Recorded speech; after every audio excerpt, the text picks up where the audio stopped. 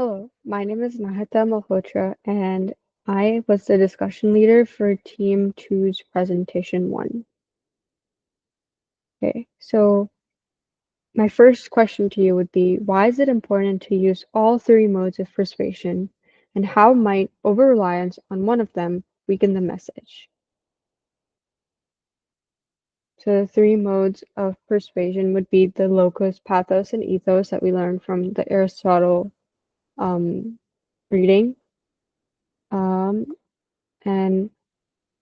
the reason for the three modes of persuasion is to ensure that the argument appeals to credibility, emotion, and logic, which are basically the three things. Over-reliance on one mode would, like, for example, emotion would undermine the other two and weaken the overall effectiveness. So the best pieces of writing have an essentially equal amount of all three modes of persuasion. You can see here, like, ethos is credibility, pathos is emotion, and logos is logic. Now, my second question would be, what strategies can speakers use to effectively balance ethos, pathos, and logos in persuasive communication? Now, to establish ethos, you can build credibility through moral character and expertise demonstrated in the speech. So essentially, like, making sure that, say, like, your sources, like, everything is credible and the you're doing things ethically.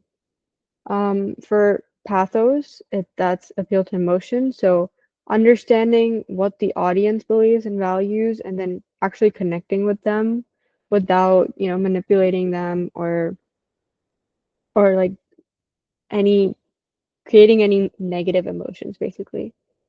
And the third one is logos, which is presenting logical arguments using enzyme memes and relatable examples aligned with audience perception. So this would be like making sure you're presenting the facts and not letting your own judgment impair it.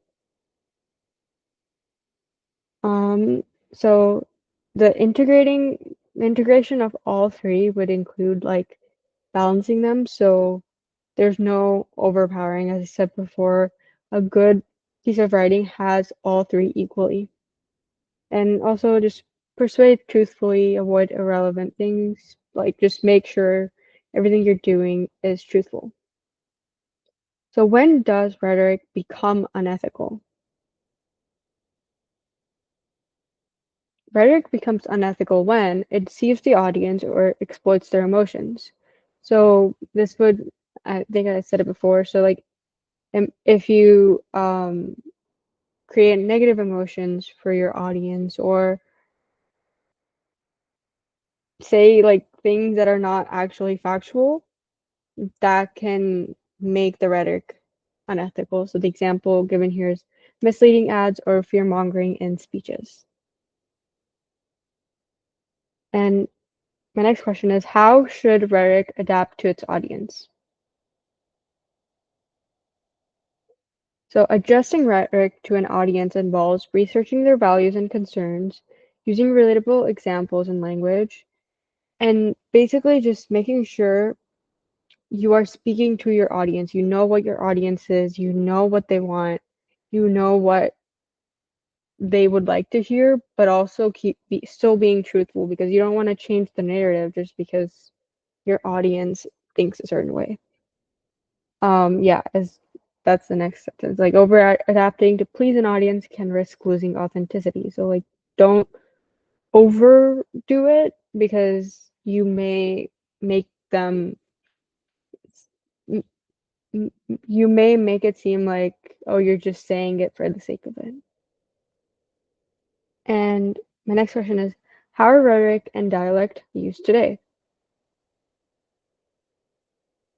So rhetoric is often used to persuade a general audience, while dialect is used in intellectual discussion. So rhetoric would be more of a general like social media thing versus like dialect would be like, well, okay.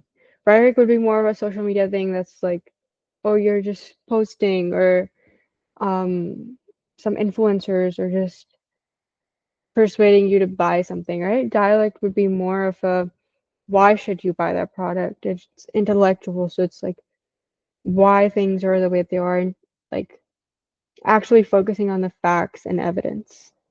And yeah, that's my presentation for team 2.